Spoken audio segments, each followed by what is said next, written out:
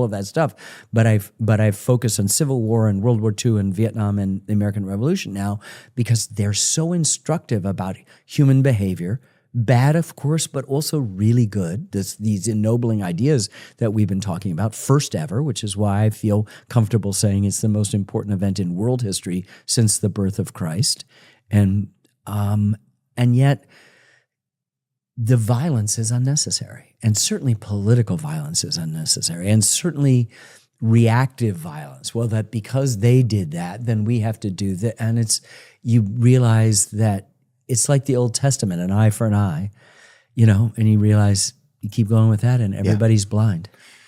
Yeah, everybody has a seeing eye dog or something. It's getting, go back to that rally. I just want to even read who was there. I just want to even know a little bit about it. I just saw videos of this and it blew my mind. I think a lot of, what I liked about this is it's people showing up for something, right? Yes. It's people in the streets. Well, they're expressing what they're allowed to do. Right. And that's what in a democratic society, which Britain is, you get a chance to, as our First Amendment says, the government will establish no religion. You have freedom of the press and freedom of assembly. You have the ability to, these are the hallmarks, the number one thing. After the Constitution was done, everybody said, whoa, time out. We've got a Constitution, we got an operating manual, but we're not going to go forward in this unless we get a Bill of Rights that tells us what, that enshrines the things we just fought for, things we just died for. There's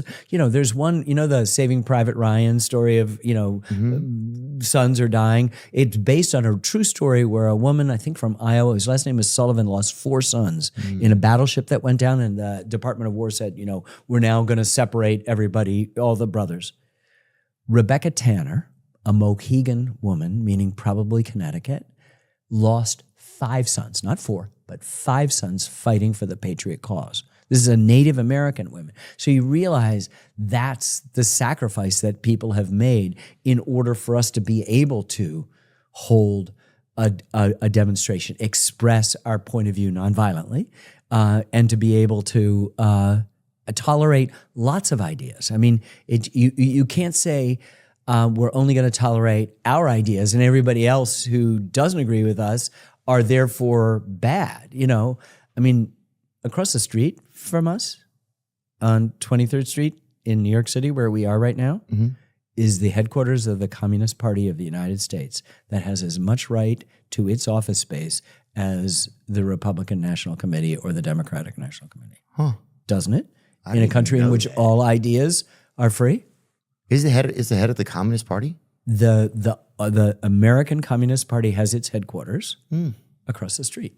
And they have had their headquarters there for decades and decades and decades. Well, what's funny to me, Ken, is that it feels like just being a regular American that's hopeful, you're almost a communist these days in our own country. Well, that's, you know what I'm saying? That idea, that's what I think is interesting about these, let me just start here. The Unite the Kingdom rally was a massive, and this says far-right demonstration held in London on September 13th, 2025, organized by anti-immigrant activist Tommy Robinson. The event attracted between 110,000 and 150,000 people, making one of the largest protests in British history. The rally was billed as a free speech festival, right, and the demonstration featured chants like, "We want our country back." What I think is interesting about this, it's people who have a set of beliefs and ideals of what British life is, right? And history is to them, and that they want to speak out for it, right? That's one thing that I thought was pretty cool, That this is the democratic right. Right. I remember when I was growing up. It's people tweeting with their feet, right? I said this the other day in a conversation, but it's like, it's not people sitting in the fucking background yelling stuff or screaming or, but it's people who are actually out, right? And this to me is always inspiring because you're putting your face out there with your voice, right?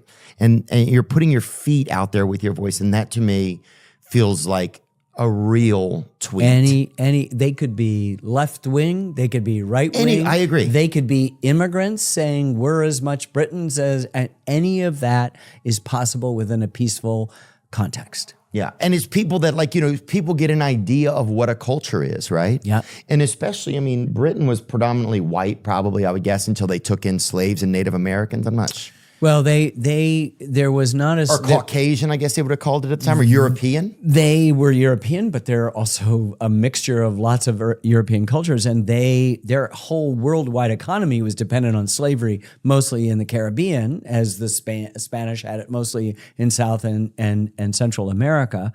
And then we had it in the southern states. Slavery was legal in the colonies from New Hampshire to Georgia. And then one by one, the northern states sort of realized it. And George Washington freed his slaves. I mean, they all knew. He kept a couple, somebody said. I don't know if that's true. Thomas Jefferson understood. They understood that slavery was morally wrong. Right. And yet it was an impossible, what's the right word? It was they're making too much money not to give it up. And it's only later in the 19th century when the abolitionist movement comes, we should abolish slavery, that then you find slaveholders now making real